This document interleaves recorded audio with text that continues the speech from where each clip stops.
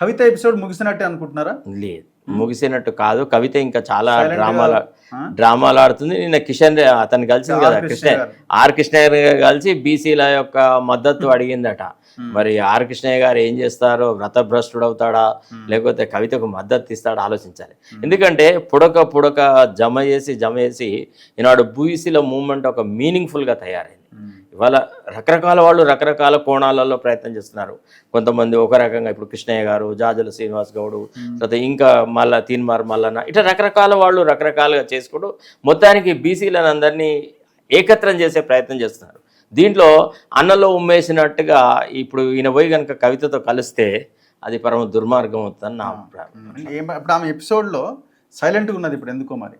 అంటే కొంత స్టార్టింగ్లో ఫ్యామిలీ మీద, కేటీఆర్ మీద దూకుడుగా చేసినట్టుగా వ్యవహరించి కేటీఆర్ కి నోటీస్ ఇచ్చిందని కూడా ఆమె వ్యతిరేకించింది. Blood is thicker than water అంతా అవుతుంది, అది టీ కప్పులు తుఫాను. అవసరం అనుకుంటే లాస్ట్కి ఏముందబ్బా, కూతురు తండ్రి, డాడీ నాతో పొరపాడేది డాడీ అని ఏడ్చుకుంటూ పోయి, డాడీ సైలెంట్ గా ఉండి కూతుర్ని ఖతం చేసినట్టు.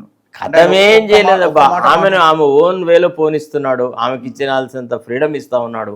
ఆమె తనకు తోచినంత దున్నుకుంటూ వస్తుంది. వేరే వాళ్ళు ఎవరు లేకుండా ఈ తెర మీద, ఈ దీని మీద, ఈ రంగస్థలం మీద మేము మాత్రమే నటులము, వేరే నటులే లేరు, మేము లేకుండా సినిమానే తయారు కాదు అనే యాంగిల్లో తీసుకొస్తున్నారు వాళ్ళు.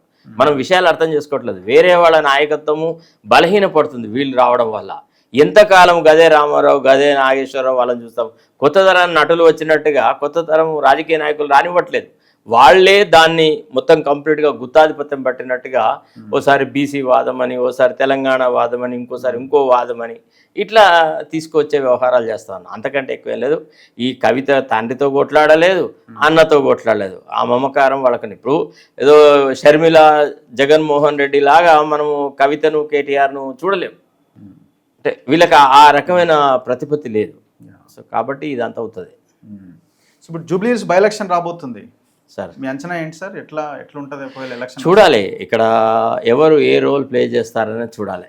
బీజేపీ డమ్మీ అభ్యర్థిని పెట్టి రేవంత్ రెడ్డికి సహాయపడుతుందా అంటే, ఇప్పుడు గద్దర్ కూతుర్ని ఎట్లయితే పెట్టి కేసీఆరే రేపు కాంగ్రెస్కు సహాయపడేలాగా వ్యవహరిస్తాడా, లేకపోతే బీజేపీ ఒక మంచి బలమైన అభ్యర్థిని పెడితే కేసీఆర్ మళ్ళీ గోపి వాళ్ళ భార్యను పెట్టేసేసి దుబ్బాకలో జరిగినట్టు లేకపోతే ఇంకెక్కడో జరిగినట్టుగా చేసి ఎలక్షన్ నిర్వీర్యం చేస్తాడని మనం చూడాలి.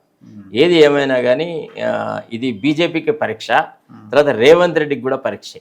ఎంఐఎం కూడా ఇక్కడ కీ రోల్ ఉన్నట్టుంది. వాళ్ళ ఓట్లు ఎంఐఎం ఇప్పుడు ఆల్మోస్ట్ కాంగ్రెస్కు సరెండర్ అయినట్టే. అంతేనా? ఇక వాళ్ళ పెద్ద ఎంఐఎం కాంగ్రెస్ కలిస్తే వాళ్ళ మెజారిటీ అవుద్దేమో.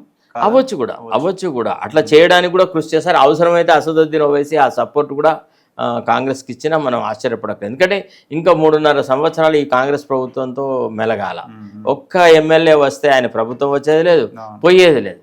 లేదంటే పార్టీకి చెడ్డ పేరు వస్తుందంటే ఎవడో డమ్మిగాడికి ఇస్తాడు, ఆ మాత్రమే ప్రచారం చేస్తారు. ఇంటర్నల్గా వాళ్ళకి ఆ ఫత్వాలు ఉంటాయి, ఆ ఇంటర్నల్ కమ్యూనికేషన్స్ ఉంటాయి.